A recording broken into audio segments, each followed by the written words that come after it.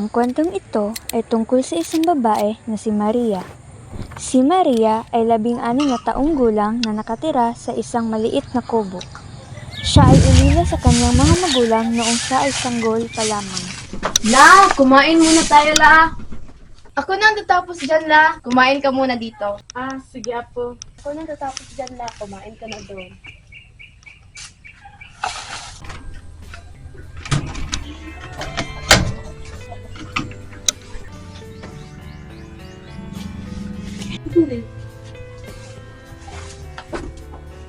Hela, punta na po ako ng school. Ito ba? Ito lang makaya ko. Sige, La, okay lang. Okay po. Ingat ka ha. Salamat po.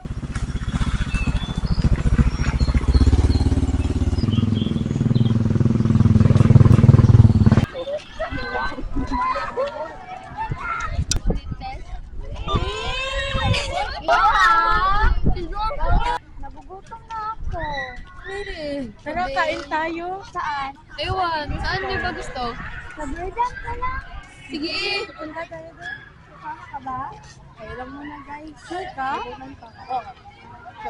Sige. Mauna na kami. Ingat. Bye. Naranasan niyo rin ba ang bumalag sa iyong kalungkutan?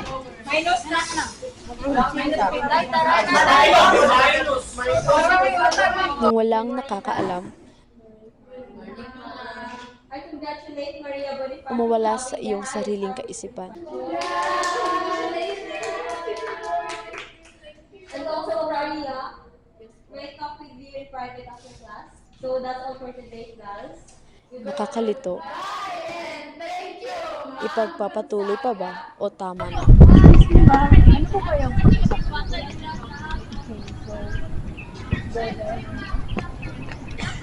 So, Miss Bonifacio, I'm afraid that your bills aren't settled yet, and you have to pay for his upcoming moving up or else you can't join.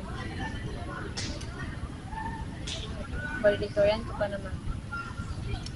Sige po, ma'am. Gagawan ko po ng paraan. Ay, kinasaran mo ka dira dahil. Kira ka? Wala ha. Tugay na lang bro. Nandiyan ka. Wala, oy. Sige na ba? Okay. Manggod. Ano mo ito si Ma'am Gonzaga ganina, di ba gitawag ko niya? Ano siya giingon sa ko ang valedictorian daw ko sa tong class. Pero, ana siya nga, dili daw ko ka-graduate kung dito na ako mabayad ng tuition sa school. So, mao to, nagproblema ko kung saan ko ni pagbayad, kung saan ako ni siya pagsaka sa stage, kung di mo na ako mabayad ng tuition bayad ni sa school ba, na. To, day, ambot lang day nga nung ingani ang gihatag na problema sa Ginoo day, naglibong lagi po kanong ingani mangyud ka Lord, nga ingani mangyud. Ang dili pwede like pero sa inyong hanga kanang mapalit yung gusto sa inyong life, ingana makaya ra ninyo magpalit, ingana niya ako miskan 20 man lang pang pag sa school, wala lang pangpalit, ingana pangpalit ang gusto sa kong ganahan, wala gyud. Ano man day? Anong malas makikusa ko sa Lord? Kira na tayo ay. Sige, nanay mo kinabuhi ron. Ako din plano. Ayaw,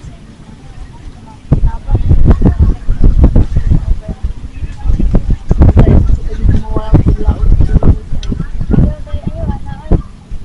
Grabe someday maano ni ko na yung mga pangatloy. Abot na yung mga.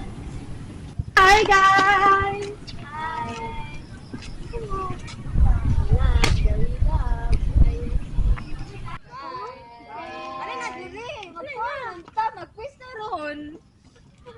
Lord, bakit naman ganito? May nagawa ba ako mali? May kasalanan ba ako, ha? Hindi pa pasampat ang paghihirap ko sa buhay. Lord, I'm begging you, please take all this pain away. Lord, I'm reaching my limits, Lord God, and my soul are about to give up.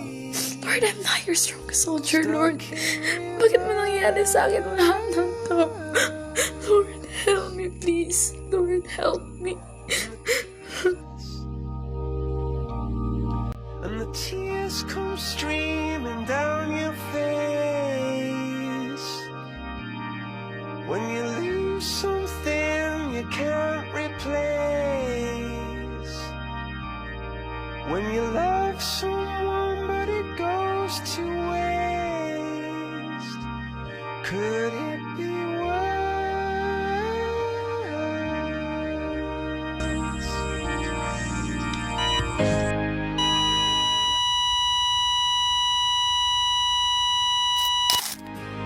Lights will guide you home. Nakalipas ang ilang taon, si Maria ay isang matagumpay na doktor dahil sa kanyang sipag at tiyaga. Sa likod ng lahat ng paghihirap at pagtitiis, nagawa niya pa rin makamit ang kanyang mga pangarap. Sa halip na gusto na niyang tapusin ang kanyang buhay, ay pinili niyang pagtagumpayan ang mga hadlang sa kanyang buhay. At diyan nagtatapos ang kwento tungkol sa buhay ni Maria.